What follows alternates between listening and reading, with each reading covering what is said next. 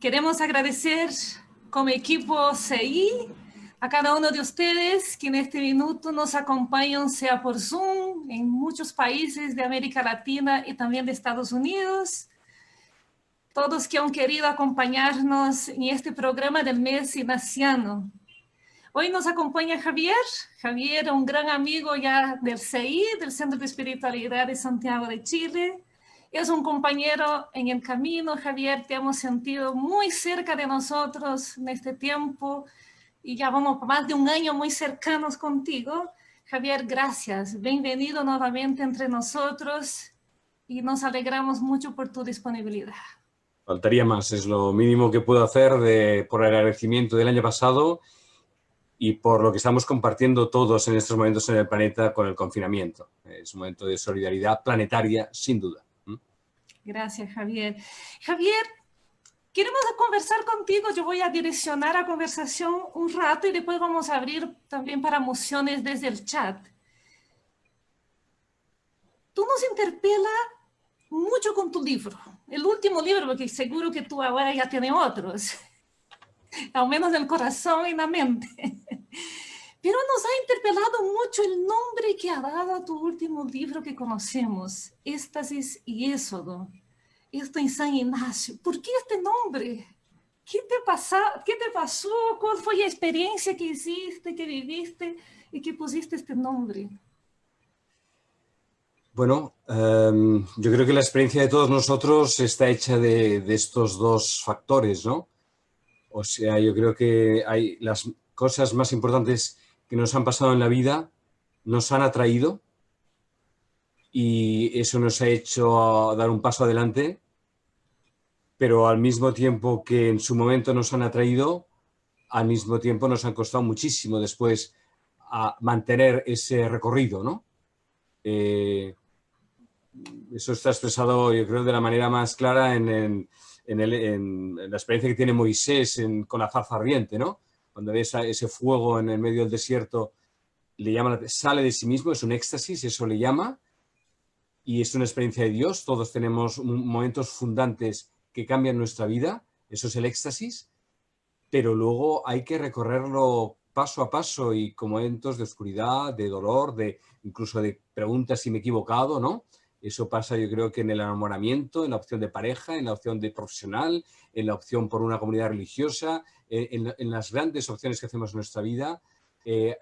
Hay un momento, como digo, luminoso, que podemos llamar experiencia fundante, así se llama técnicamente, digamos, en la fenomenología de las religiones, porque fundan un antes y un después. Cuando se tiene ese momento, esa experiencia, ya uno ya no vuelve a ser el mismo, y ahí uno se entrega con toda la fuerza y la generosidad que uno es capaz, pero luego hay que recorrer exódicamente, o sea, paso a paso, momentos de hambre, de sed, de calor abrasador al mediodía, de picaduras de serpiente al atardecer. Bueno, todo eso forma parte de nuestra vida, ¿no? Y entonces, bueno, eso es lo que reconocí en la vida de San Ignacio, precisamente, ¿no? Él tiene esa experiencia y no solo una vez, porque lo interesante de esto es que es cierto que nuestra vida está hecha de una gran experiencia fundante, una o dos. En la vida no podemos tener muchas más que dos o tres, incluso podríamos decir. Luego hay pequeñas experiencias que van marcando, jalando nuestra vida, pero que están hechas de ese doble movimiento. Entonces, a San Ignacio le sucede esto también con la caída de la bomba del cañón en Loyola, y luego otros momentos. En Manresa vuelve a tener la misma experiencia, en Jerusalén vuelve a tener, y así sucesivamente, ¿no? Javier, creo que esto que tú estás diciendo, la experiencia fundante de Ignacio, es verdad. Creo que cada uno de nosotros que te estamos escuchando tenemos alguna experiencia fundante y que ha dado vuelta a nuestra vida. Ignacio vive, y tú presentas muy bien en el libro esto de decir que Ignacio vive un rehacerse, una reingeniería de su propia vida. Y frente a situaciones más adversas posibles que ha sentido, que ha vivido él. ¿Cómo ser capaz hoy de abrazar lo que nos pasa en la cotidianidad? Y sobre todo frente a la pandemia, que creo que es un momento que ya venimos más de 4 meses, al menos nosotros acá en Chile, encerrados. ¿Cómo tú sientes que también puede ser desde Ignacio una iluminación hacia nosotros? Yo creo que hay un paralelismo muy grande en la bombarda de cañón que fractura la pierna de San Ignacio, cuando él iba corriendo como un desesperado, para decirlo así, buscando ambición, triunfo militar, diplomático, también de prestigio. Bueno, no sabemos quién era persona esa con la que de la que estaba enamorado, pero era de alto linaje, digamos, ¿no? O sea, todo lo más excelso, lo más alto, digamos, ¿no? Y de pronto una bola de cañón fractura, ciega sus piernas y su vida, ¿no? Bueno, pues la pregunta que creo que todos nos estamos haciendo es, ¿este coronavirus no está segando de raíz un modelo económico, un modelo político, un modelo mundial muy cuestionable? No íbamos todos a la carrera de un desarrollo sin límite, de una idea de progreso muy discutible, de una desigualdad social creciente también terriblemente ciega. Entonces, pues a San Ignacio le detiene algo que es superior a sí mismo, como es en este caso pues una batalla y esa piedra, porque por lo visto esa bola no era de metal, dicen, no era de hierro, que le hubiera hecho mucho más daño por lo visto, sino dicen los técnicos que era de piedra, lo suficiente como para ciertamente hacerle mucho daño, pero no dejarle mutilado para siempre, porque hubiera podido ser, dicen los expertos, si hubiera sido de hierro. Pero entonces se encuentra contra su voluntad, detenido durante 9 meses, aproximadamente, bueno, 9 meses, de hecho, el tiempo de un parto, ¿no? El tiempo de un engendramiento, de un embarazo, gestando la nueva criatura que hay dentro de ella, ¿no? Las cosas importantes en la vida son lentas, ¿eh? Sí que hay momentos, digamos, que tienen como una intensidad particular, es verdad, una flor puede florecer en pocas horas, sin embargo, para que florezca esa flor han pasado meses antes que han permitido el florecimiento de eso que en aquel momento puede ser instantáneo. Por lo tanto, las conversiones, aunque puedan parecer a veces instantáneas, cuando se miran de cerca a cámara lenta, son muy,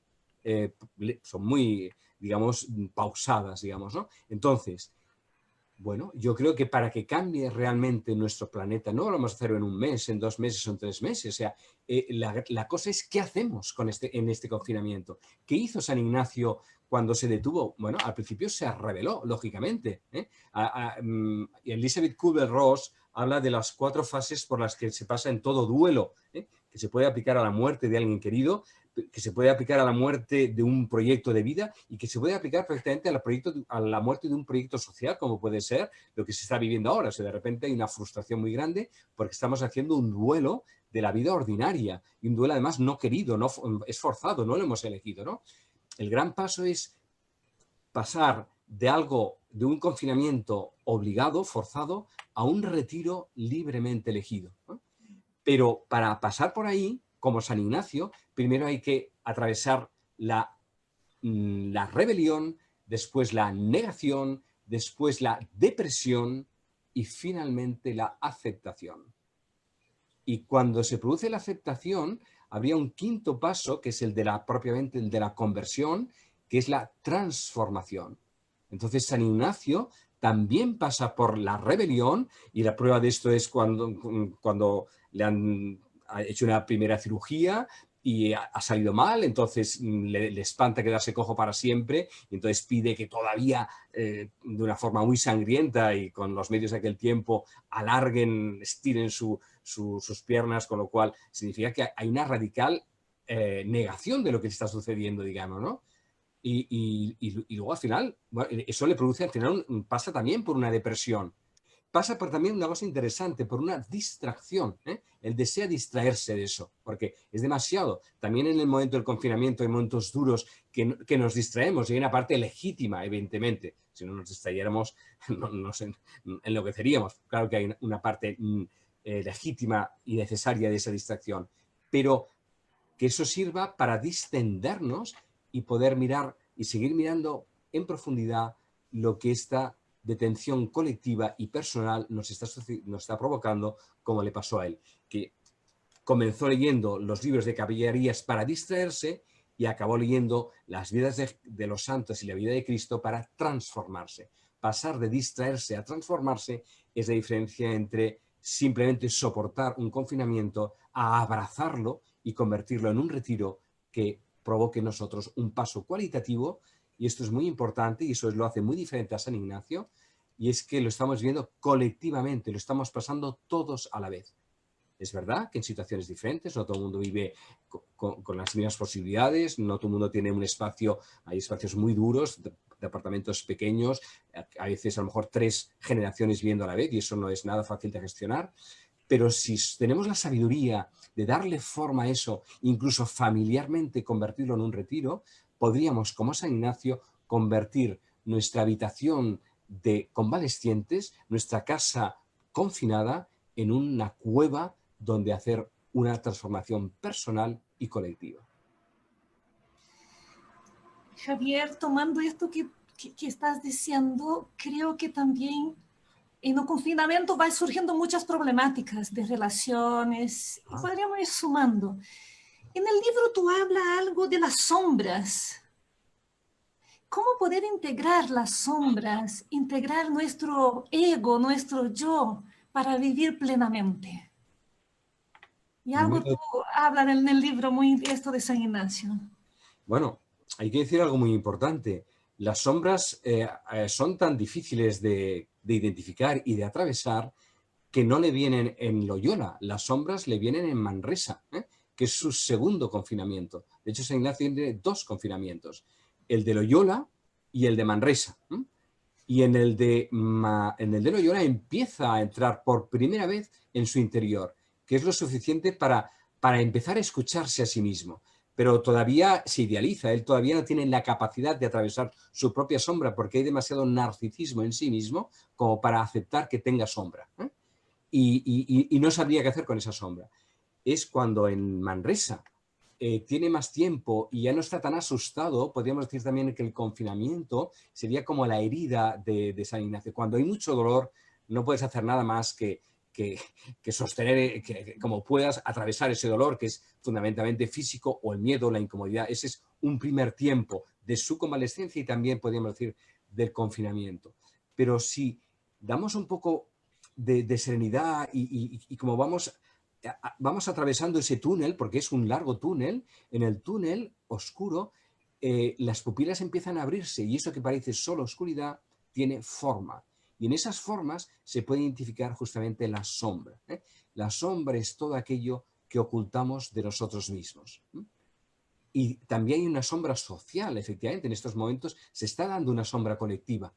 Y eso es lo que también hace la situación que estamos viviendo y ustedes ahora, nosotros estamos dejando un primer tiempo con rebrotes que estamos teniendo de zonas que se están volviendo a confinar y eso dice, ostras, ¿volvemos a caer en lo mismo?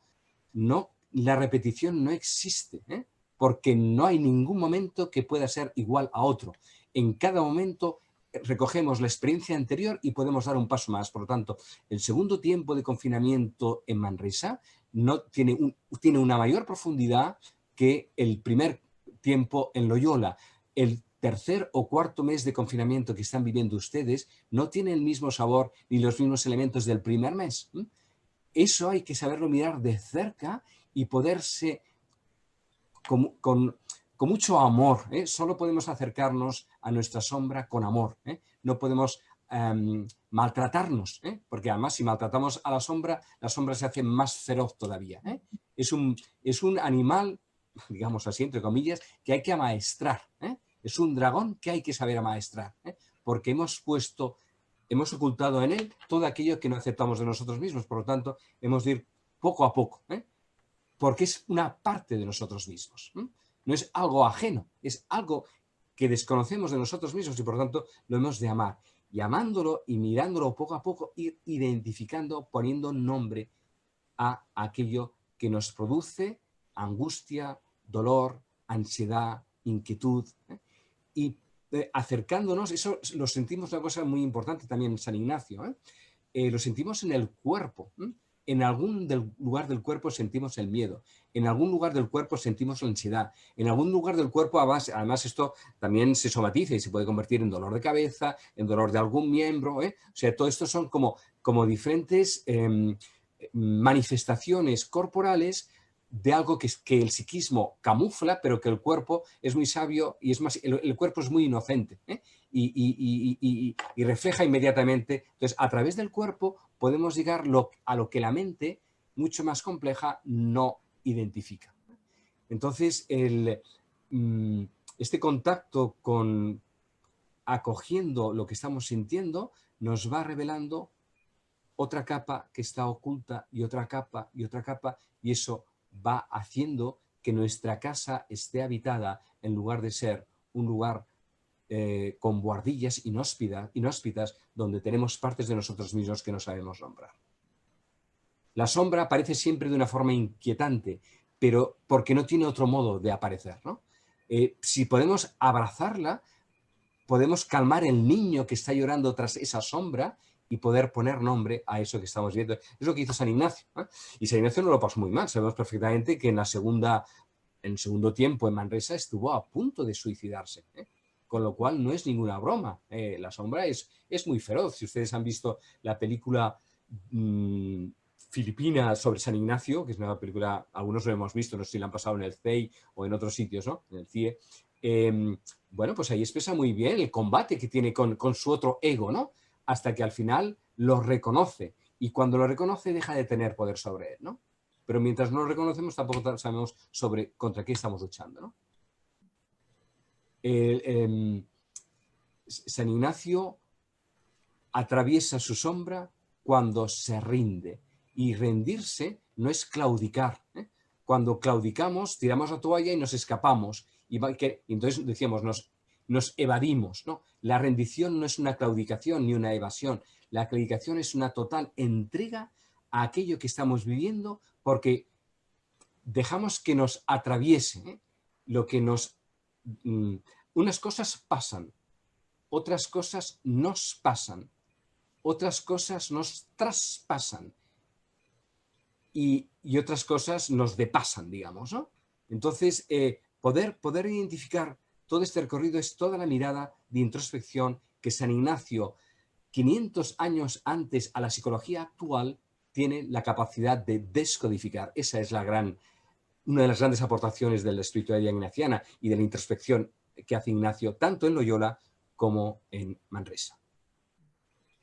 Yo creo que esto nos abre un horizonte muy grande, Javier, de cómo vamos realizando también el trabajo personal sobre esto no sé si podemos decir, de dominar el ego para que crezca el yo. Y quizá podríamos entrar a hablar algo que aparece mucho en la espiritualidad ignaciana, que es la libertad que Ignacio conquista, este gran espíritu libre, una vez que haya reconocido, abrazado a sombra, las heridas y haya sanado, y la indiferencia frente a todo, ese proceso de maduración que él va viviendo como persona, y aún constante. ¿Cómo tener claridad hacia a la libertad para distinguir convicciones que guían la vida y la tensión al mismo tiempo en que vivimos nosotros? Solo podemos ser libres cuando dejamos de tener miedo. Y él venció sus propios miedos. Y todos los miedos que tenemos de un modo u otro son miedos a morir. A morir o bien biológicamente, físicamente, o morir socialmente ante una imagen que tenemos a los demás, o perder una posición económica, perder económicamente algo. Todos nuestros miedos nos bloquean. Entonces, cuando al final de los ejercicios San Ignacio propone: tomad, señores, recibid toda mi libertad, mi memoria, mi entendimiento y voluntad, todo es vuestro, a vos, Señor, lo torno. Esa es la suprema libertad, que es la suprema ofrenda de uno mismo, porque uno deja de estar atrapado en los miedos a perderse, porque solo cuando nos perdemos es cuando nos ganamos. Esto es un largo recorrido que él va haciendo en diferentes momentos, porque en el libro también sale algo que se desconoce, y es que conocemos más la parte primera de San Ignacio, ¿no? Loyola, Manresa, pero es por muchos menos conocido un episodio que tiene casi al final de su vida, bueno, cuando tiene 55 años, cuando él ya es general de la compañía, está escribiendo las constituciones, y entonces tenemos 40 días de su diario, que es una joya de la mística universal, pero es un texto poco conocido porque es difícil de leer, incluso está poco publicado, hay que ir a las obras completas, así como la autobiografía, los ejercicios, los encontramos en muchas ediciones. El diario espiritual casi no está, bueno, está publicado en la colección Manresa, pero no es un libro accesible, digamos, ¿no? Porque es más difícil, ¿no? Bueno, allí hay una aventura espiritual que sorprende muchísimo, que un San Ignacio que nos parece ya libre de sí mismo, que ya se ha entregado, que no, ahí tiene un conflicto en el que vuelve a aparecer como un niño enredado en su propia problemática, porque está discerniendo si la compañía no ha de tener rentas para sus comunidades y obras apostólicas, digamos, ¿no? Entonces, él siente que la experiencia que él como peregrino ha tenido individualmente, esa confianza en Dios, también tiene que pasar a la institución como cuerpo de la compañía, ¿no? Pero él se asusta porque dice, bueno, que nuestras comunidades y nuestras iglesias no tengan un mínimo de renta y diciendo que vamos a estar siempre como con la angustia. Bueno, dice, bueno, pues si queremos vivir en pobreza, eso no es el seguimiento de Jesús, eso no es la experiencia de la astorta que él tiene a la entrada de Roma, donde Cristo se le aparece cargando en la cruz. El Cristo que se le aparece no es un pantocrátor radiante y triunfante, no es un Cristo cargando con la cruz de la humanidad, cargando con la cruz de la pobreza, de los crucificados de hoy. Por lo tanto, él dice, Dios, sí, yo te admito a mi seguimiento, pero en kenosis, el Jesús pobre y humilde. Esa es la compañía de Jesús, la mínima compañía de Jesús que él desea vivir. Entonces, todo esto lo tiene que plasmar en las constituciones. Y entonces se da cuenta de que es un paso importante y sin darse cuenta le está pidiendo a Dios una consolación de primer tiempo, un éxtasis, digamos, ¿no? Una certeza absoluta de que está eligiendo lo adecuado. Bueno, pues Dios no entra en su juego y le deja que él decida sin tener la seguridad de lo que él quiere decidir, porque si quiere caminar en pobreza, ¿cómo va a elegir una cosa en pobreza teniendo la seguridad de que lo está haciendo? La intemperie forma parte incluso de la misma decisión hecha en incertidumbre. Y durante 40 días incluso llega, dice, y me indigno con la Trinidad, me indigno con Jesús. San Ignacio, en un momento dice, me siento apartado como si jamás hubiera tenido una experiencia de Dios, y hace 2 días acaba de anotar una experiencia que dice que sí, que todo lo que hubiera estudiado él sobre la Trinidad no podía compararse con lo que acaba de recibir. Y sin embargo, en los momentos de desolación, como nos pasa a nosotros, parece que lo perdemos todo, y que nunca más volveremos a tener experiencia de Dios. San Ignacio, a los 55 años, fundador de hablando con papas, con cardenales, enviando ya casi a más de 500 jesuitas, está balbuciendo como un niño ante el temor de una decisión que tiene que tomar y no sabe cómo hacerlo. Por lo tanto, toda la vida estamos caminando, una y otra vez hemos de volver a decir, Señor, tomad y recibid toda mi libertad, mi inteligencia, mi memoria y voluntad. Y entonces dice, y eso es muy interesante del diario, que descubre, después de esos 40 días, que lo más importante que ha aprendido no es la decisión que ha tomado, que ha sido vivir en pobreza, sino que a Dios no se le puede forzar. Que ante Dios hemos de ir con una expresión muy bonita que dice, habla de la humildad amorosa. Estar profundamente, no dice temerosa, sino amorosa, ¿no? O sea, que en el fondo es la reverencia del principio y fundamento.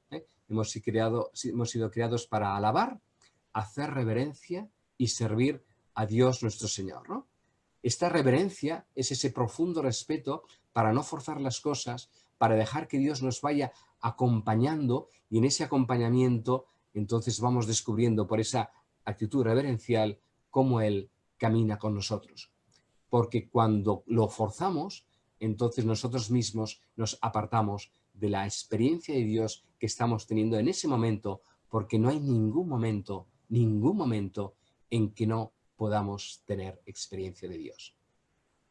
Lo que pasa es que cuando estamos esperando tener otro tipo de experiencia de Dios, la que estamos teniendo la estamos negando, y esa negación nos hace un daño terrible porque no tenemos ni la que deseamos ni la que estamos viviendo. La humildad amorosa es abrazar profundamente siempre las 3 cosas, que es nuestra relación con Dios, nuestra relación con nosotros mismos y nuestra reconciliación con la situación que estamos viviendo, en este caso ustedes, pues la situación del coronavirus. Y cuando esto se da, entonces algo en nosotros se va ablandando, se va abriendo, nos vamos haciendo más amorosos, ¿no? Más profundamente capaces de, en toda situación, comprender que no hay ni un instante de nuestra vida que esté separado de Dios. Y por eso dirá al final de la autobiografía que 10 años más tarde de esta batalla, digamos, que tiene el diario espiritual, él muere a los 65 años, esto lo que he explicado ahora el diario es a los 55 años, por lo tanto, 10 años más tarde le dice a González de Cámara, al que le está narrando la autobiografía, que en estos momentos que ha ido creciendo en la capacidad de ver a Dios en todas las cosas y que en todo momento que desea hallarlo, lo encuentra, porque ya no lo fuerza, sino porque simplemente se abre y se entrega. Y cada vez que nos abrimos y entregamos, ese espacio disponible se llena de Dios, y eso es justamente el tomad, Señor, y recibid, que una y otra vez a lo largo de nuestra vida estamos llamados a decir. Y que San Ignacio también tuvo que aprender en las diferentes etapas a pensar que no había llegado al final del camino, que fue peregrino toda su vida, porque iba de éxtasis en éxodo y de éxodo en éxtasis, paso a paso en las diferentes circunstancias que vivimos. Nos equivocamos cuando idealizamos a los santos, porque los despersonalizamos, los deshumanizamos.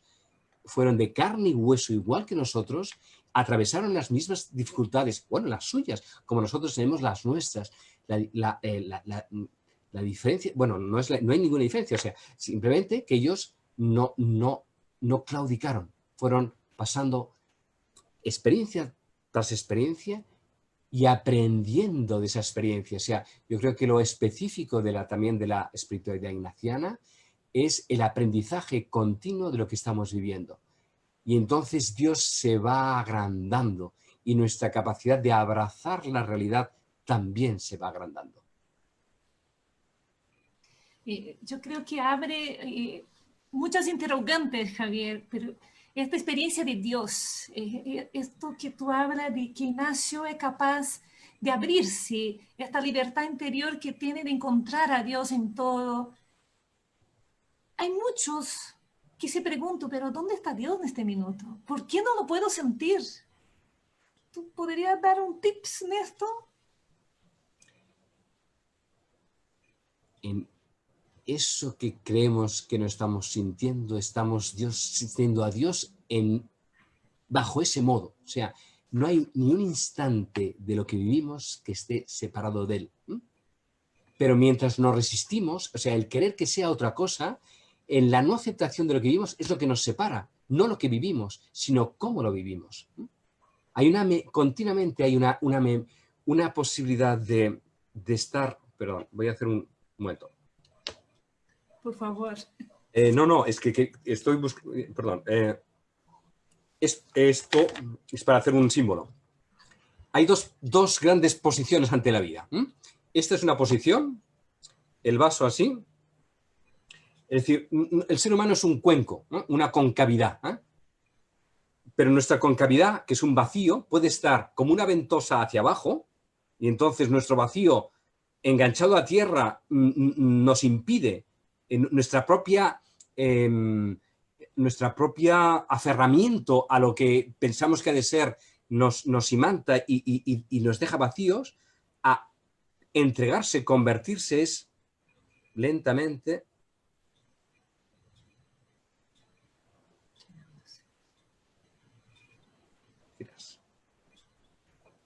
y ahí seguimos siendo vacío, pero ahora ese vacío es capaz de Dios, está todo él disponible para llenarse de Dios, mientras que cuando estamos así, no puede entrar, ¿no? Así no entra, ¿no? Y en cambio, convertirse, que es girarse 180 grados, nuestra misma capacidad de acoger realidad es nuestra misma imposibilidad de recibirla, según estemos colocados así o colocados así. Esta es la conversión.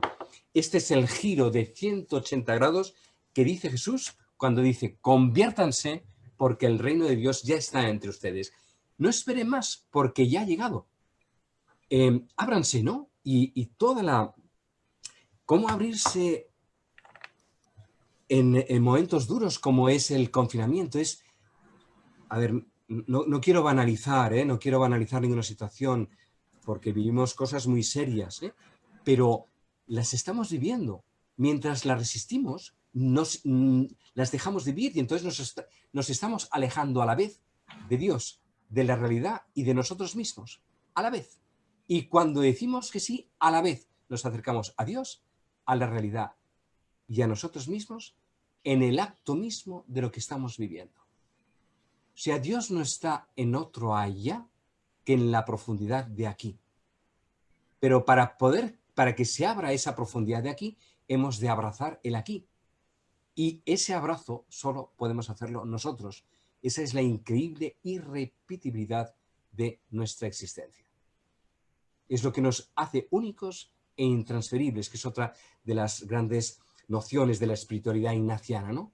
Cada uno es libre de hacer. Lo que pasa es que tenemos, por supuesto, unas incomodidades y unas dificultades de las cuales nosotros no podemos, y por eso nos acompañamos los unos a los otros. Por supuesto que el acompañamiento es fundamental. El acompañamiento personal o el acompañamiento colectivo. Ahora estamos, yo creo que descubriendo algo que todavía no hemos sacado todas sus posibilidades. ¿Cómo nos acompañamos juntos? ¿Cómo hacemos colectivamente una experiencia espiritual del confinamiento para que esto no sea algo, un mal sueño, una pesadilla que se acabe lo antes posible, sino para que se convierta colectivamente en una experiencia de transformación social, eclesial, de las comunidades de base, mundial? Todo eso...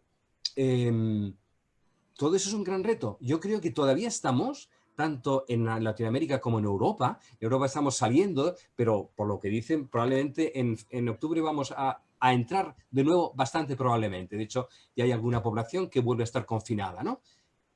Porque todavía nos estamos revelando o escapando, o sea, nos cuesta hacer realmente esta entrada en nuestra sombra y en la sombra social, porque no es fácil. Pero si tenemos el acompañamiento y la confianza de hacerlo y creer que Dios está más que nunca, porque en todo momento está en lo que vivimos, pues bueno, fíjense la escena que eligió el Papa en aquella preciosa celebración que se hizo en Roma de bendición del Urbi et Orbi, donde fue la primera vez que apareció la plaza de San Pedro vacía, y él leyó. ¿Qué texto eligió?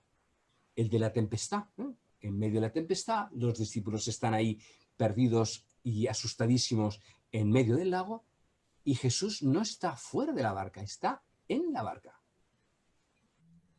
No aparece viniendo en... Así que hay otra escena que es la de San Juan, donde están pescando y Jesús viene de fuera, ¿no? Pero en la escena que él eligió, Jesús estaba durmiendo en la barca. Pues ¿dónde está? ¿Dónde estamos nosotros? Pero no lo hemos despertado. O sea, está esperando que le despertemos para que nos diga: no temáis, yo atravieso con vosotros esta experiencia. Y desde dentro mismo de la barca, desde dentro de vosotros mismos, os ayudo a no tener miedo. Y cuando no tengáis miedo, desaparecerá la tempestad. Continuará habiendo el mar y la barca, pero no la tempestad. La tempestad la produce el miedo, no el viento.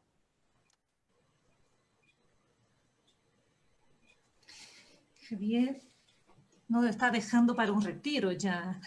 Es que es un retiro. Celia, estáis en un retiro. Hace 4 meses que estáis en un retiro. Y nosotros hemos estado 2 meses en un retiro y todo el mundo está corriendo hacia afuera, olvidándose de que estamos en un retiro, y el coronavirus está diciendo: volved a casa porque no os habéis enterado de nada. O sea, volved. O sea, si no salimos diferentes de los que hemos entrado, no vale la pena salir. El San Ignacio que sale de Loyola no es el mismo que llegó herido. El San Ignacio que sale de Manresa no es el mismo que llegó altivo desde Montserrat pensando que se iba a comer el mundo. El San Ignacio que sale de Roma hacia el cielo no es el mismo que llegó a Roma caminando por las tortas. No podemos salir igual que hemos entrado. Entonces, ese retiro colectivo que estamos viviendo, es como has muy bien dicho, Celia, es un retiro, claro que sí. Lo que pasa es que es verdad que ese retiro, si no lo acompañamos, nos quedamos a medio camino, o es difícil sostener todo el día, ¿no? No digo que estemos todo el día en retiro, porque hay que comer, hay que estar con la familia, hay que hablar por internet y saludarnos los unos a los otros, pero que eso no nos distraiga de algo muy grande que estamos viviendo, que es una oportunidad colectiva como jamás había sucedido para que salgamos diferente de cómo hemos entrado. Este es el gran reto. Y la espiritualidad ignaciana tiene los elementos por todo este discernimiento, porque no nos ayuda no a huir, sino a entrar, a atravesar lo que estamos viendo y darle significado, porque todo tiene un significado segundo. Y ese lenguaje de lo que vivimos a través de lo que San Ignacio habla de consolación y desolación son como los blancos y los negros de una página escrita en tinta que nos está transmitiendo un mensaje que hemos de poder juntos descifrar. Yo creo que ahí, Javier, quizá podemos ahondar un poco en lo que tú hablas harto en el libro, cómo integrar el divino humano, humano divino. Ignacio, en todo su proceso va llegando a esto, paso a paso, y yo creo con altos y bajos, que es nuestra realidad también. En este tiempo de pandemia, muchos de nosotros acá somos acompañantes de ejercicio que te están acompañando, o acompañantes de personas, y hemos comentado entre nosotros cómo vamos sintiendo diferencia. Hay un minuto que estamos muy consolados, con mucha ganas, hay un minuto que ya nos vamos cansando, y después de nuevo regresamos. Y creo que Ignacio vivió mucho y pudo hacer esta integración de lo divino humano, y que tú también en el libro hace harta referencia a esto. Y sobre todo, quizás tú podrías darnos una palabra a nosotros como laicos. Yo diría que 80% somos laicos que te estamos escuchando. ¿Cómo conciliar esto, el divino humano, los tiempos de silencio, la contemplación, esta comunión con el cosmos, con la creación, y la comunión con el otro, sobre todo cuando vamos sintiendo que un número de pobreza está pasando a miseria? ¿Cómo vivir esto profundamente? Vamos a ver, el fruto de los ejercicios es una mirada nueva sobre el mundo, que es la contemplación para alcanzar amor.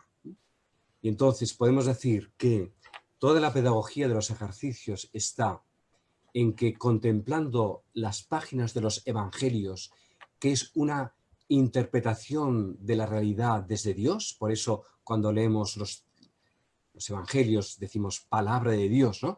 Porque es unos hechos que son la vida de Jesús y la vida de los discípulos interpretadas bajo la clave pascual, donde permite la comprensión de todo el recorrido. ¿Qué significa la clave pascual? Significa que nuestra vida está continuamente hecha de muerte y renacimiento, muerte y resurrección, y que allí donde el ser humano quedaría detenido, horrorizado, aterrorizado, es justamente el lugar que permite nuestra transformación. El pasaje de la tercera a la cuarta semana es muy importante porque lo que se pretende contemplar en la tercera semana es considerar cómo la divinidad se esconde ante Jesús muerto, crucificado, bueno, primero no muerto, sufriendo, o sea, ante la impotencia de cómo es posible que Jesús, que ha hecho milagros, que ha sanado a todo tipo de enfermedad, que ha multiplicado panes, ante su propia muerte está impotente, ¿no? ¿Dónde está Dios? Es la gran pregunta, ¿no? ¿Dónde está Dios en los momentos de crucifixión?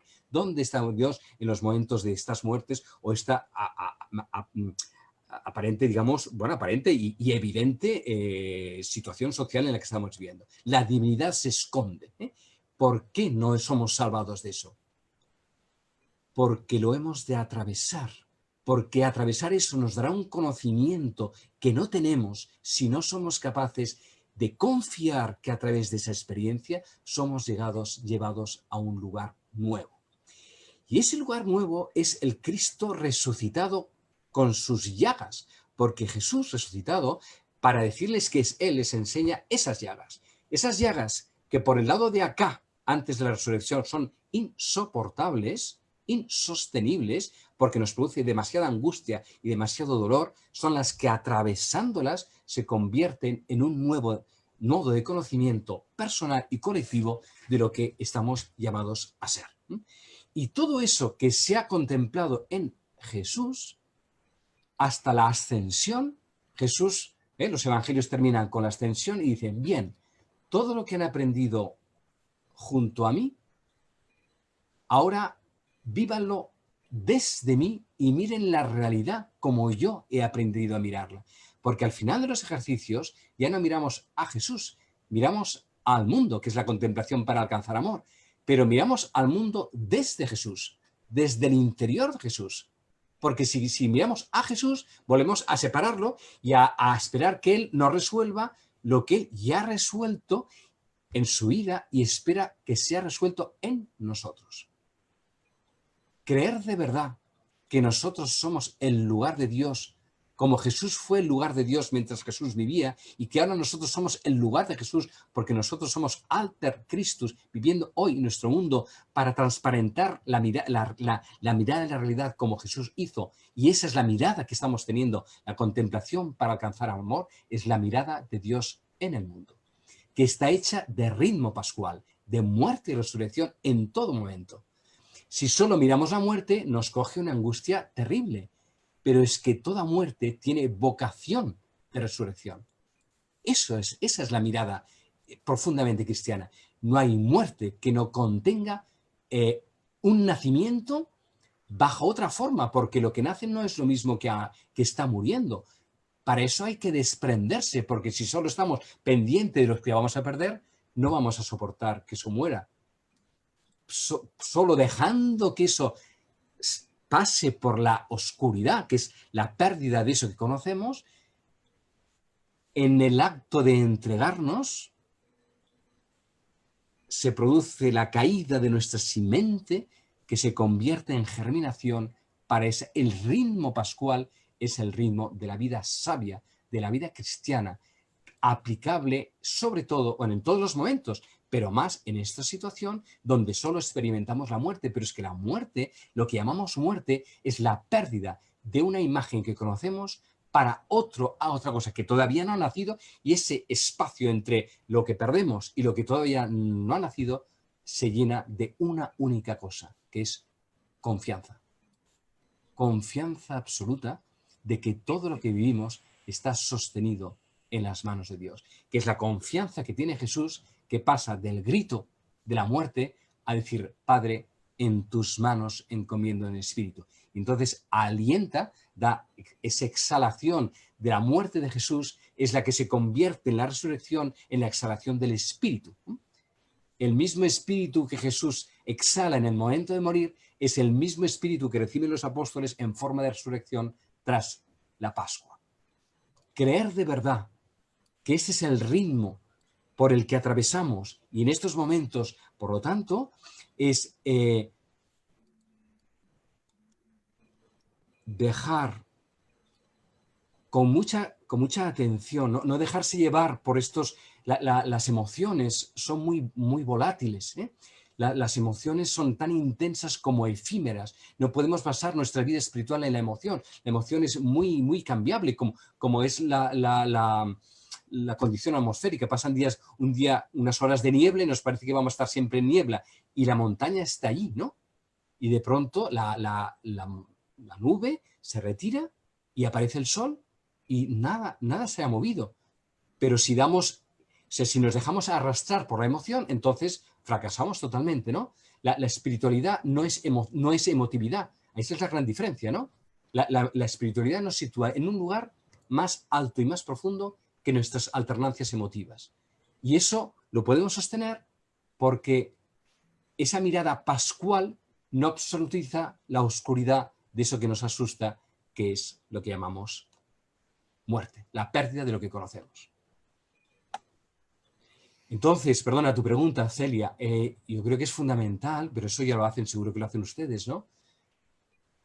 yo al menos, no sé qué tiempo tendrán, creo, las situaciones de familiares en las que se encuentran, no es lo mismo los que están solos, los que estáis en familia, los que están con niños y con abuelos, hay muchas situaciones, ¿no? Pero en cualquier caso, en la medida de lo posible, tener un espacio prolongado al inicio de la mañana y al final del día, y si se consiguiera también al mediodía, lo ideal sería 3 momentos al día, al comenzar el día, al mediodía y al final del día.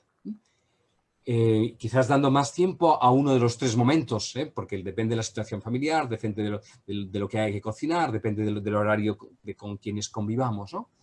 Y entonces lo que quiero decir es, al comienzo del día es disponerse, ese cuenco, es el movimiento que hemos hecho del vaso, ¿no?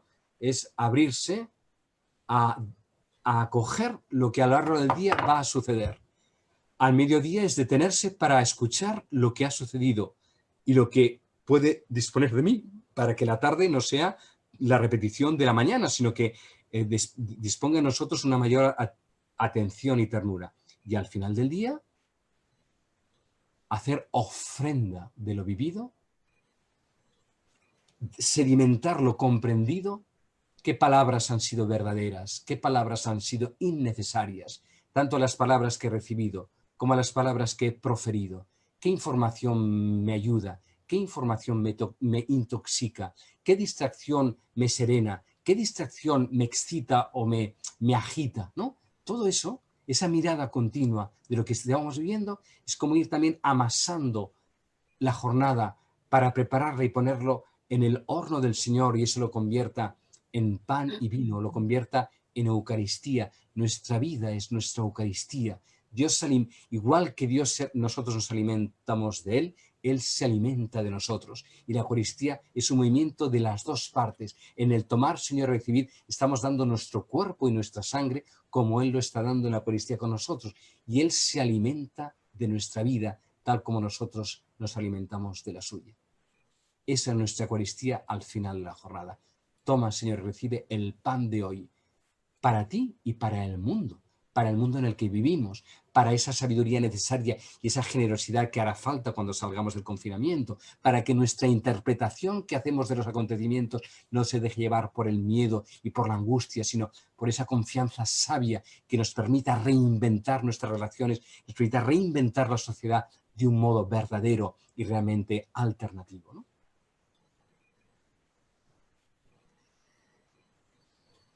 Creo, Javier, que nos vaya abriendo siempre más. Quizá podríamos entrar ahí tomando un poco esta línea de lo que tú estás diciendo de cómo reinventar, ¿no? Si este modo alternativo también de vivir y dar sentido a profundidad cada momento, el hoy y la hora que estamos viviendo. Desde la mística también, hay este tema entre Loyola y el Cardoner. En Loyola, el ya sí y el Cardoner, el todavía no. ¿Nos puede comentar un poco esto? Entre las tortas y el Cardoner. Entre la torta y el Cardoner. Sí. Vale, sí, no, es una buena pregunta eso, porque yo creo que marcan los dos polos de toda espiritualidad y de la espiritualidad ignaciana, ¿no? Vamos a ver, en el Cardoner a San Ignacio se le da la comprensión de que la realidad y Dios son inseparables, que todo es la experiencia de lo que dice San Pablo en el Areópago. En Dios nos movemos, somos y existimos. No hay nada que esté... La realidad está impregnada de Dios. La realidad es esa zarza ardiente que vio Moisés en el Sinaí, donde Dios está en las mismas horas que vivimos. Y esa es la clave de la espiritualidad ignaciana, de la mística ignaciana, sin duda. Yo creo que ahí San Ignacio intuyó, sin que supiera cómo todavía, que su llamada no era fundar una nueva orden, entrar en una orden religiosa contemplativa, porque la contemplación no podía apartarse de la acción en el mundo, en un mundo en cambio, como él vivió. Acababa de descubrirse América hacía poco, la redondez de la Tierra todavía era discutida, todavía no se sabía, o sea, los cambios que se produjeron en tiempos de San Ignacio han sido comparables al cambio que estamos viendo ahora de un final de era y de un comienzo de otra, ¿no? Entonces, ante esta situación, a San Ignacio se le da la certeza de que Dios está en el otro lado de todas las cosas aquí mismo. Que Dios sea trascendente no significa que sea lejano, sino que es inalcanzable en su misma cercanía. Y esa cercanía de Dios está aquí y ahora. Esa es la clave respecto a ignaciana. Bueno, por lo tanto, todas las cosas son experiencia de Dios a través del discernimiento y todo eso que vamos sabiendo. Ya sí, Dios ya está aquí plenamente. Ahora bien, tenemos tantas situaciones personales y en estos momentos colectivas de que todavía hay tanto sufrimiento en la tierra, todavía hay tantos crucificados, todavía hay tanta pérdida, hay tanto dolor y tanta ausencia aparente de Dios, y eso es las tortas. El Jesús que se le manifiesta a San Ignacio no es, como decía, un pantocrátor, sino un Jesús cargando con la cruz de la historia. Entonces lo que podríamos decir es que San Ignacio llega a Roma porque ha dejado de hacer su propio peregrinaje para incorporarse al peregrinaje de Cristo. Quien peregrina es la humanidad entera. Somos todos los que vamos a ese lugar, a esa tierra prometida, que es en el lugar donde descubriremos que Dios está en todo, que todos somos todos. Llegar a vivir en verdad que todos somos todo, esa es la revelación del juicio final, ¿no? Cuando se nos dirá, y aquello que hicisteis al más pequeño, me lo hicisteis a mí, y al mismo tiempo os lo hicisteis a vosotros. Esa será la revelación. Dios está en todos, porque todos somos Él, porque todos somos los otros, porque Dios es la totalidad de lo que existe. Eso aún no lo podemos comprender, y aquellos que lo empiezan a comprender son los que son libres para amar, porque la mirada la tienen puesta fuera de sí, porque ya se han olvidado de sí mismos, y eso les hace ser generosos y desprendidos, que eso es lo que esperamos, todos ir creciendo. Entonces, pues esa es entre el ya sí, que sería el éxtasis, y el todavía no, que es el éxodo, transcurre nuestra vida personal y nuestra vida colectiva. Javier, y hablando de esto del éxodo, ¿cómo podemos, nosotros que somos acompañantes de personas y acompañantes de ejercicio, cómo podemos ayudar otros a hacer este camino de éxodos? No sé, yo sé que la medicina no existe, pero quizá tú desde tu experiencia nos puedes dar unos tips de decir, mira, esto podría ser, así como Ignacio fue. Y también este papel de mediación. ¿Quién puede ser un mediador en esta experiencia también? ¿Se nos puede hablar de estos dos argumentos? El acompañante, voy a poner algo que leí hace poco y es una imagen fuerte, pero escuchen, lo he leído bueno, es un libro sobre acompañamiento, más bien, bueno, más psicológico que espiritual, pero al final todo confluye. Y el autor de este libro dice algo muy fuerte. Es un norteamericano. Su padre tomó a un autoestopista por la carretera, iban por una de estas calles típicas carreteras norteamericanas, y detuvo a un que hacía autoestopista, y el autoestopista le atracó, le robó y le metió dentro del capó del coche, el maletero. Bueno, este hombre murió ahogado dentro del maletero. Imaginen lo fuerte que fue cuando encontraron el coche al cabo de unos días. Bueno, etc. Y el hijo, que es el que escribe esto, con un hermano suyo, quisieron vivir la experiencia que había tenido su padre. Quisieron, ¿qué ha vivido nuestro padre? ¿No? Dice, no pudimos estar en su momento, pero ahora podemos de alguna manera revivir y de alguna manera estar en comunión con él. Y él se metió dentro del maletero del coche, cerró, vio que estaba lleno de golpes, como había dado su padre, y mirando más, vio que en el faro de atrás, el padre había golpeado el faro, lo había un poco roto, pero quizás con la angustia, con el... En fin, no pudo llegar a airear, a recibir el oxígeno, murió ahí. Pero él sacó la mano por el faro, y su hermano, que estaba fuera del coche, le dijo, estira más el brazo, estira un poco más, porque tú mismo puedes llegar a abrir el botón del maletero. Y él, estirando más, llegó a abrir y se levantó la tapa. ¿Qué es acompañar?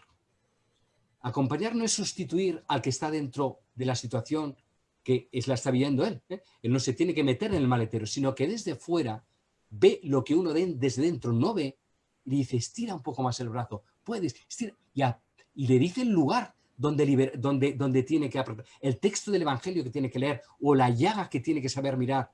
Y entonces no le sustituye, y al mismo tiempo ese acompañamiento es fundamental para que pueda reconocer el lugar que desde dentro uno mismo que está viviendo no puede alcanzar, ¿no? Bueno, es una imagen muy fuerte, pero yo creo que extraordinaria de lo que es el acompañamiento. Bueno, pues eso es. O sea, una cosa muy importante, la que acompaña no sustituye, sabe estar en su lugar, porque si se mete dentro tampoco va a saber dónde está la llave del maletero, digamos, ¿no? Tiene que mantenerse sin asustarse, sin dejarse sobrepasar, sostener el tiempo y la capacidad del otro, que vaya alargando la mano, para que encuentre él mismo el botón que le permita apretarlo y salir, ¿no?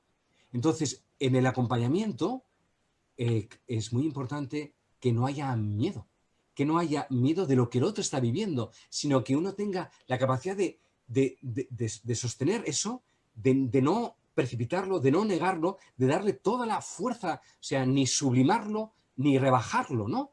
Ni por supuesto, ni culpabilizarlo, ¿no? Simplemente un testigo lúcido que está allá para ayudar a la persona a crecer al partir del lugar donde está. Para esto no debe tener miedo a la experiencia del maletero. Él mismo también ha tenido de alguna manera que haber pasado por eso, para no temer y para dar la capacidad en el otro, en la otra persona, de sacar su propio brazo y apretar lo que tiene que apretar, ¿no? Sí, yo creo que nos deja eso de acompañar libremente también y permitir que a otra persona sea protagonista de su camino. Javier, algo más nos preguntan por el chat sobre este tema de las mediaciones. Seguimos con esto, que nosotros como acompañante, pero también cómo mediar en ese tiempo de silencio y un poco referente, ¿quién puede ser ese mediador? ¿Qué persona puede ser? Esto nos pregunto. ¿Cuál es el borde donde las mediaciones ya no se hacen necesarias ante la experiencia gnóstica? Y la iglesia o la comunidad pueden mediar en el silencio, puede ser receptoras o vivenciadoras del silencio. ¿Se nos puede decir algo? No me queda claro si me preguntas por la mediación del acompañante o de las mediaciones en general de lo que vivimos. Yo creo que las mediaciones en general. Toda mediación es una inmediación. No hay nada que se interponga. La misma mediación ya es inmediación. O sea, a ver si... la mediación no es algo para ir a otro sitio, sino que eso mismo que estamos viendo es el lugar de Dios. Todo es lugar de Dios. La mediación parece que se interponga sobre algo que ha de ser algo que tiene que vivirse plenamente. No, la mediación ya es inmediación. No sé si me explico. Dios está todo, en todos, en todo momento. No hay nada que sea mediación o todo es mediación.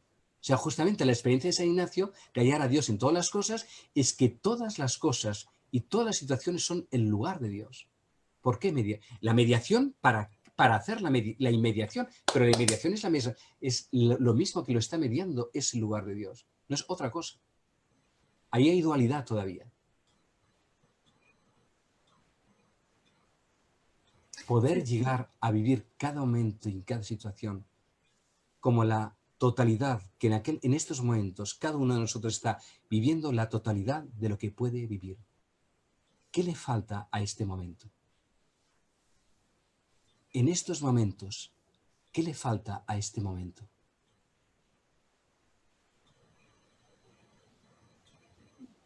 no nos falta nada. La totalidad del universo en estos momentos está haciéndose presente en cada uno de nosotros y de nosotras.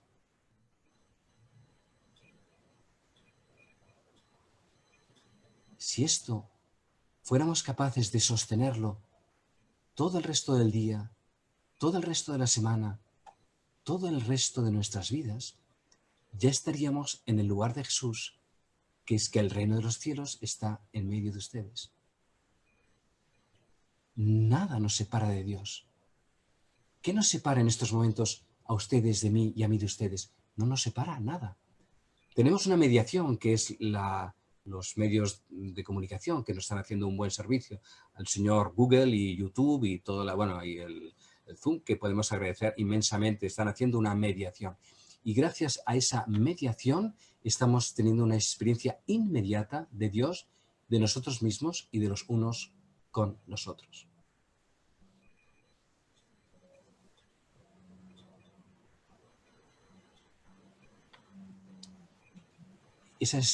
Sostenerse en eso es la experiencia mística. Y la experiencia mística no es más que la experiencia profundamente real de la realidad. No es otra cosa que abrazar la totalidad de lo que en estos momentos Dios, cada uno de nosotros y este momento en que estamos ahora compartiendo se hacen uno. En todo momento todo se hace uno. Aquí y ahora.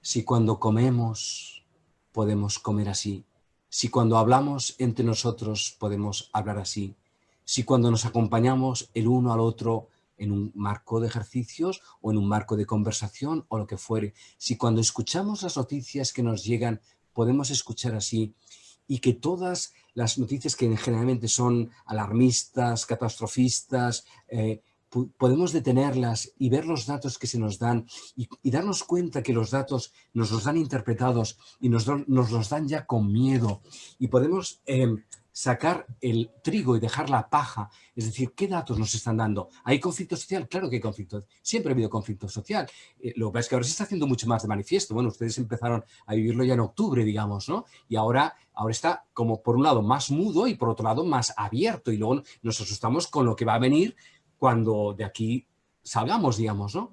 Pero cuando salgamos, si nos hemos ejercitado en la medida de lo posible en este presente, en cada momento viviremos aquello que seamos capaces de vivir, porque para eso lo estamos viviendo.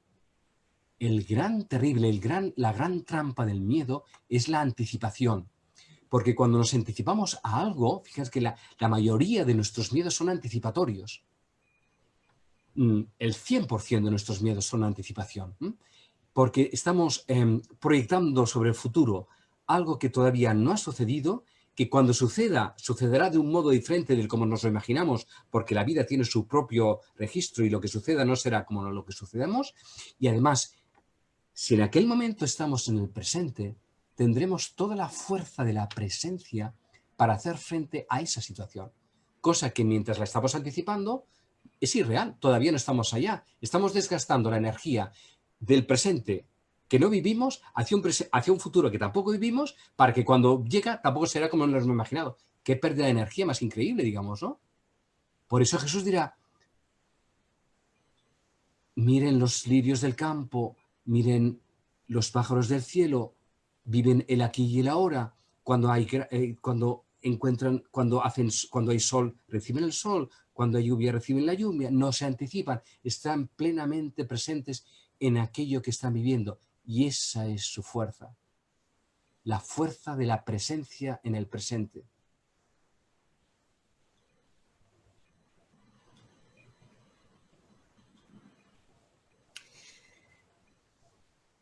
Javier, yo creo que vamos haciendo camino contigo y nos encantaría seguir y hacer más camino y creo que lo vamos a ir haciendo. Ya encaminándonos hacia el final de nuestra conversación, quizá voy a abrir Te voy a hacer otra pregunta que nos viene por el chat y unir con el chat, viene de Facebook y viene del Zoom. Y después hacemos un ratito de silencio y te damos una palabra para que tú libremente nos puedas hablar. Alguien hace referencia que a mi entender tiene que ver con la experiencia fundante de Ignacio, cuando Ignacio es herido de cañón. Dice, ¿el sufrimiento es necesario para la transformación? Creo que quizá tenemos respuesta. Queremos oír de ti. Y si tú puedes ahondar un poquito el tema de la soledad, esta soledad habitada, que estamos invitados a vivir hoy y que puede ser un gran instrumento de crecimiento en este éxtasis y éxodos. A ver, podemos distinguir entre, yo creo que es una distinción entre palabra entre dolor y sufrimiento. Si te dan un golpe en la pierna o en el ojo, lo que sea, pues tienes dolor. Eso no puedes evitar que tengas dolor. El dolor es un impacto de algo que se produce sobre ti, sea físico, el dolor está ahí.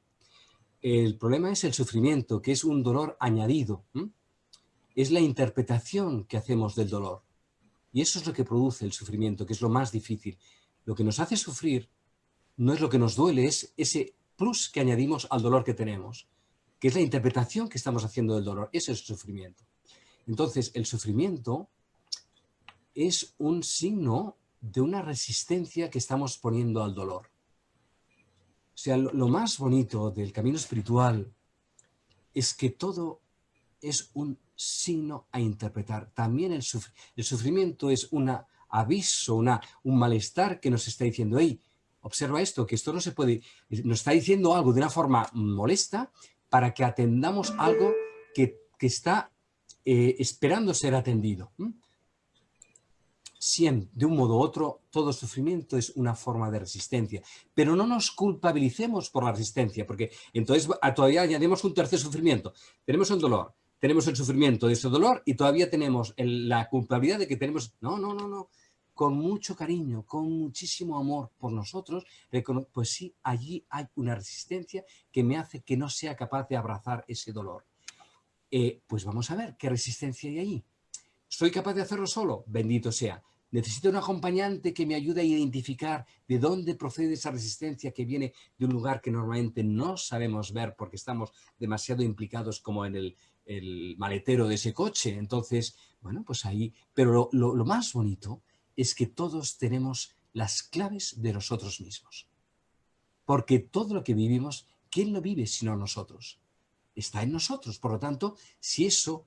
Descifrar eso es el camino espiritual, psicoespiritual, porque también nos podemos ayudar, faltaría más, con todo lo que la psicología, que es la ciencia del alma, por otro lado, ha descubierto, ¿no?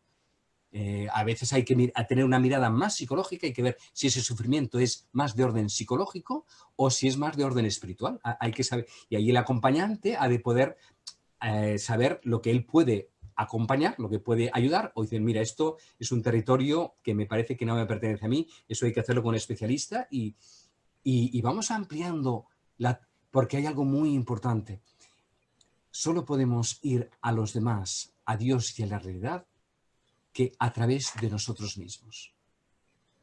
No vamos a los demás, sino a través de lo que somos. Por lo tanto, cuanto más libre esté nuestro vehículo, cuanto más esponjado, cuanto más suelto, y para eso necesitamos conocernos, pues mejor ir a todo, digamos.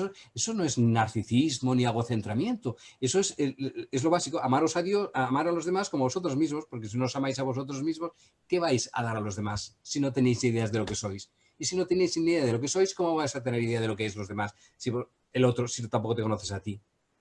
Aquí hay muchísimo por recorrer, mucho por recorrer. Y yo creo que apenas, de verdad lo digo, yo creo que apenas somos aprendices de humanos. Apenas hemos empezado a ser humanos. Y como apenas hemos empezado a ser humanos, también apenas hemos empezado a ser hermanos, porque va junto. Humano y hermano van juntos. Pero lo bonito es que los datos los tenemos en nosotros mismos. Lo que pasa es que hay que saber descodificarlos, porque no es evidente. Hay que saber aprender ese mensaje que tenemos, pero que muchas veces hay unas líneas que no sabemos descifrar, ¿no? Y entonces la soledad que decías, bueno, pues hay una soledad en inglés distinguen dos palabras para decir lo mismo, en castellano no lo tenemos, es la diferencia aloneness y loneliness. Loneliness es una soledad angustiosa, una soledad desprotegida, una soledad que nos produce angustia, que es aislamiento, sería aislamiento, ¿no? En cambio, aloneness es una soledad habitada, ¿no? Dice Henri Thoreau, un pensador norteamericano, dice, no estoy solo porque estoy conmigo mismo. ¡Qué maravilla! ¿Cómo vamos a estar solos si estamos con nosotros mismos? Si nos amamos de verdad y estamos habitando en lo que somos, ¿cómo vamos a estar solos? Además, ¿solos?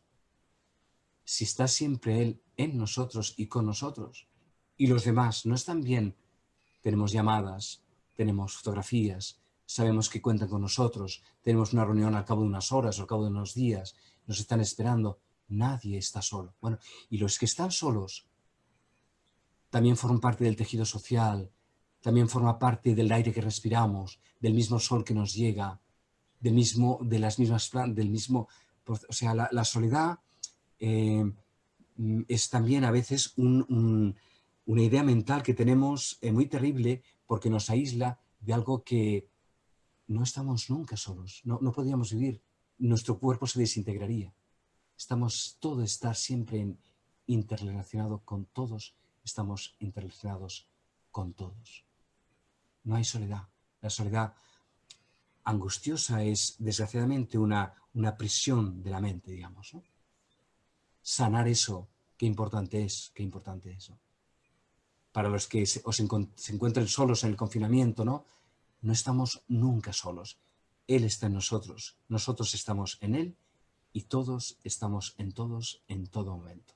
Y el universo está sostenido por una red invisible de interrelaciones que hace que tengamos el cuerpo que tenemos, el vestido que vestimos, la comida que nos llega a casa, la electricidad que ilumina nuestras casas.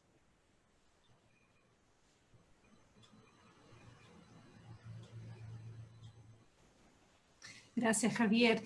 Me gustaría invitarlos a todos ahora, Javier, a un minutito de silencio, que cada uno puede dejar rumiar un poquito al corazón y la mente, algo de que dijiste, con qué se queda cada uno, y que después de esto tú nos puedas decir una palabra de cierre.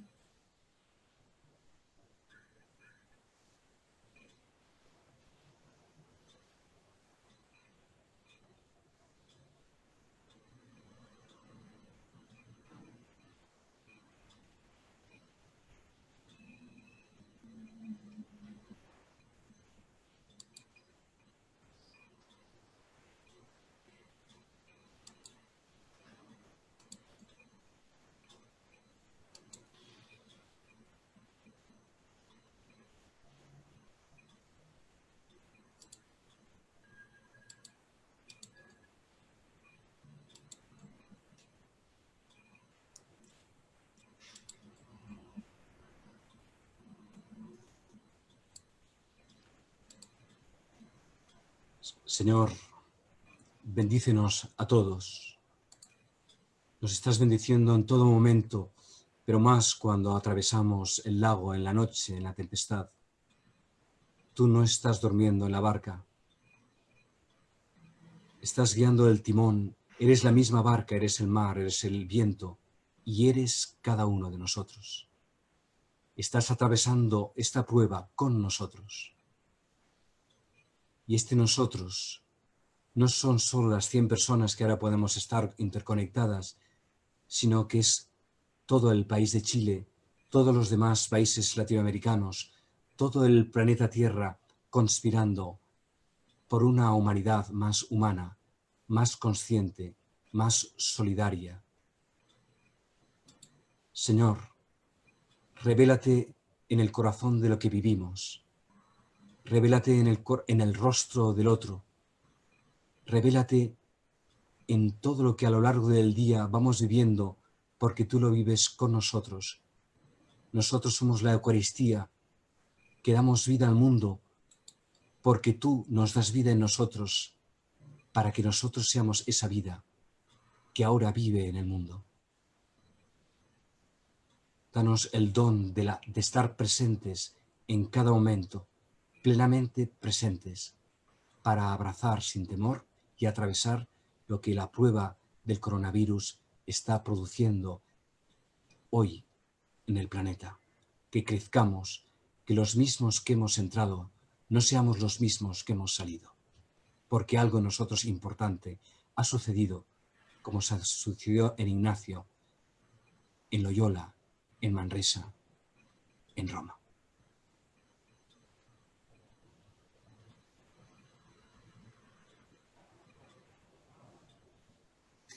Gracias, Javier. Creo que tu compartir ha sido un gran regalo para nosotros y que nos anima a seguir caminando con el peregrino Ignacio de Loyola y peregrinando también como humanidad, sintiendo esta cercanía. Pero, Celia, a mí también me ayuda muchísimo el que ustedes estén haciendo esta travesía y queriendo hacerla en verdad y con plena conciencia y con plena entrega y generosidad y confianza y con la certeza de que lo que vendrá de esto va a ser un beneficio para la humanidad, sin duda, sin duda. Y la espiritualidad ignaciana tiene mucho que ofrecer al mundo porque vive de cada momento, no vive de ideas, sino vive de la experiencia y de interpretar la experiencia. Gracias, Javier. Javier, me preguntan cuál es el nombre del libro que citaste. Sí. Bueno, el libro va de otra cosa. El libro dice, y también puede ir bien ahora que están así, cómo hacer las paces con el otro sexo, es decir, con la pareja. Va de relación hombre y mujer. Y el autor es John Gray. Tiene un libro simpático que yo regalo siempre a las parejas que caso, que no son muchas, pero que es Los hombres son de Marte y las mujeres son de Venus. No sé si lo conocen. A mí esto me ha salvado la vida, porque yo tenía unos conflictos muy grandes en mi relación con lo femenino, porque yo, marciano, no sabía cómo interpretar el código venusiano, que es el de las mujeres. Y entonces, para entender a mi madre, a mi hermana, a las personas que acompañaban, bueno.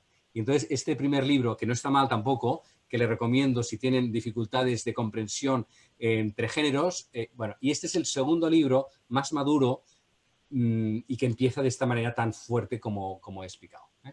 Pero bueno, aborda otro tema, también interesante quizás para tiempos de convivencia intensa como son los que ahora están viviendo las parejas.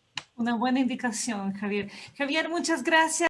No. Un beso a todos, muchas bendiciones y gracias por acompañarnos. Gracias.